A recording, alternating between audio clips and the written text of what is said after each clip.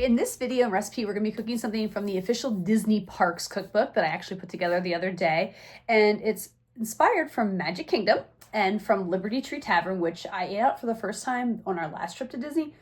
Absolutely loved it. It was delicious. And now it's like a family style Thanksgiving meal where you get like turkey and pot roast and things like that. So I don't think this is something that they have anymore. It actually even says in the book, left the menu but not forgotten. So it must be good. And I think it was probably their vegan offering for people. But anyway, it's called a seasonal vegetable pot pie with herb biscuit topping. I'm going to show you a picture.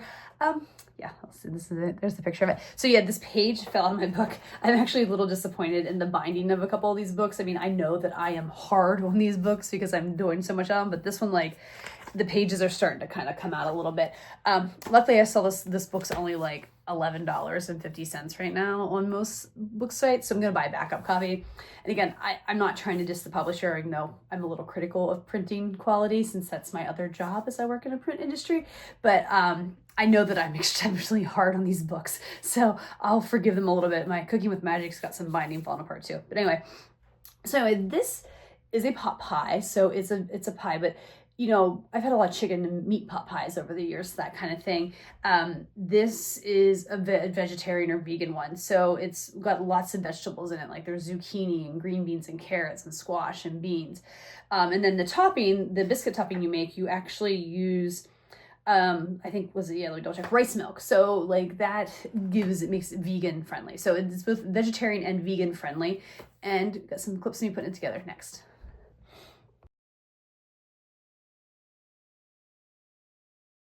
So here in my pan, I'm making the gravy and I have some olive oil and some butter that I'm whisking together until it starts to bubble. Then as soon as it starts to bubble, I'm going to add the vegetable broth, which I'm doing now, and then I'm going to mix that together and let it simmer. While it's simmering, I'm starting to dice up the herbs that will go into the gravy, such as the dill. And while those are diced and I'm still waiting for the sauce to simmer, I've started dicing up all the vegetables. There's a lot of vegetables that go into this dish. There's a lot of vegetables that need cut.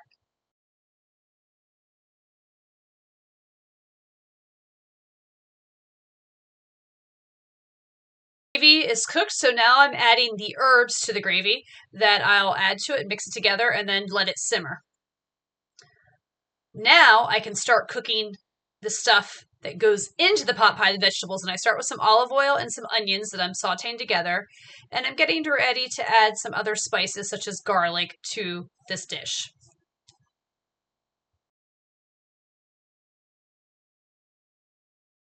The next thing to go into my dish is the carrots and celery, and then I'll stir this up and let them cook until they're soft for about 4 to 5 minutes.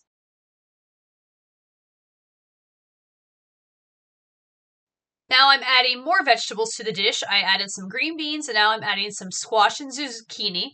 This will also saute for about 4 or 5 minutes till they're soft. The last vegetables going into this dish, I've got some frozen peas that need to get added, as well as some navy beans. I'm now adding the gravy to the vegetable mix. I'm going to mix it all together, and then the next step is for me to put all this into a casserole dish, and then I'm going to prepare the biscuit topping.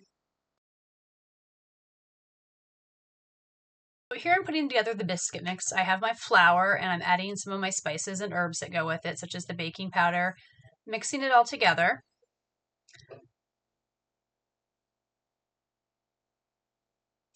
And then there's some dry herbs I'm also mixing into the batter. Adding some olive oil and some rice milk.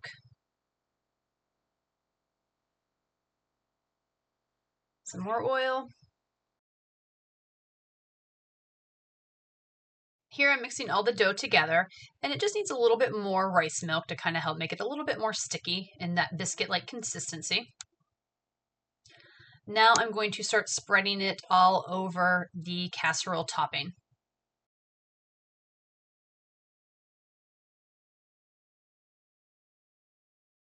And as I spread it, it's kind of clumping weird, so not being exactly graceful with this. Here I'm just putting the finishing touches on it before I put it in the oven. So here I'm putting together the tomato pitsu side dish that goes with it. I've got some sun-dried tomatoes that I'm put in there along with some seasonings and stuff. And I'm going to add a few other things to this and blend it together. Is the pot pie done and out of the oven?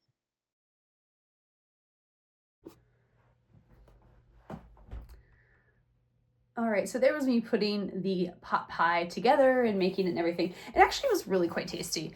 The vegetables were really nice and flavorful. I thought it came through. It was really filling. I think, there was a lot of veggies in it and the beans and stuff. It's a very filling dish. My one minor complaint is the biscuit topping was a little thick. Like it was like, I wanted more of like the gravy and the veggies and stuff and a little less of the biscuit topping. I think maybe when I blended it, I didn't quite get enough because you saw it was kind of thick and it kind of clumped a little bit, but it was still like, it was just like, I ended up like scraping some of the topping off at the end and putting it aside my plate and just tossing it because it was overwhelming the dish a little bit on that. And I've had other things before and I think that this was a good base. I will say I liked the gravy. The starting point with the gravy, with the olive oil and the flour, and then you add the broth. Usually when I've made gravy in the past, I have the broth from like the meat or something I'm cooking in or the, whatever broth I have. And I'll take flour or cornstarch, maybe add a little water to it and kind of shake it all up or mix it together and then pour it in the broth and make my gravy that way. But I thought this was a good way to make gravy. I might have to try this method sometime. But anyway, I'm getting sidetracked. But either way, it was tasty, it was hearty, it was very filling. So it was a good dish, but it didn't require a lot of steps. So I'll get into the rankings and the reviews. And the first is the ingredients on a scale of 1 to 5. And I'm going to put this in the middle at a 3, which basically means there's not a lot on this list that's hard to find. The rice milk was a little tricky. I did find it though. Don't get me wrong, it wasn't super hard, but it's a lot of stuff. Like you got to buy a lot of vegetables. You got to buy the rice milk. You got to buy all the different flours and stuff like that. And then I didn't mention the tomato pitsu side. As you saw, I tried to make it. It didn't turn out right. I tried like a little bite of it. Didn't like it. It just ended up throwing it away. I don't think I blended it well enough. So it didn't work out. So that was not my favorite, but so we just ate it without it. But yeah, so 3 for the ingredients. And then the difficulty level on a scale of 1 to 5, with 1 being super easy and 5 being super difficult. I'm actually going to put this one at a 4, just, because there's a lot of steps involved. And, it's easy to burn gravy and to not get that right. It's, you got to cook things in different layers. And then there's the biscuit topping, which obviously mine wasn't great. And then the tomato pitsu, which I didn't really need. Honestly, I don't think you need it, but that's just my opinion. Maybe you'll love it if you have it. But yeah, I think especially compared to, just your everyday recipes that you might be, and you're looking for something quick and time consuming, this is not it. So that's why it's a 4. To me, it's a little bit more involved, a little bit more steps and a little bit more difficult. Totally doable. Obviously I did it, but it was a little bit more work on some of the other ones. And then when I make this again on a scale of 1 to 5, with 1 being never and 5 being absolutely, probably make it often, I'm neutral on it, so I'm going to give it a 3. I'm literally right in the middle. Again, I enjoyed it. I liked the way to make the gravy. I didn't necessarily care for the biscuit topping that much, and obviously the tomato pitsu thing didn't turn out, so I'm definitely not making that. So I'm going to be neutral. It's one of those things where I liked the basic concepts of it, and I think I've had some other recipes similar where you start with the gravy and then you add your vegetables, but sometimes you'll add chicken or something, and people have gotten like pre-made biscuits, like the ones in the can, and kind of put them on top. So I may do something similar along those lines, like using some of this as a base, but kind of tweaking it to be my own thing with, maybe a few less vegetables, maybe some chicken, and then maybe definitely a little bit different of a biscuit option. But I will say, vegan, I think gluten-free, even if you use the right flour for the biscuit topping, you could easily adapt this recipe for that. And again, it is a nice hearty filling recipe. So if you're looking for like maybe a vegan dish that's really filling and comforting that will last you for a few days, and it does heat up well, by the way, I would definitely look into this.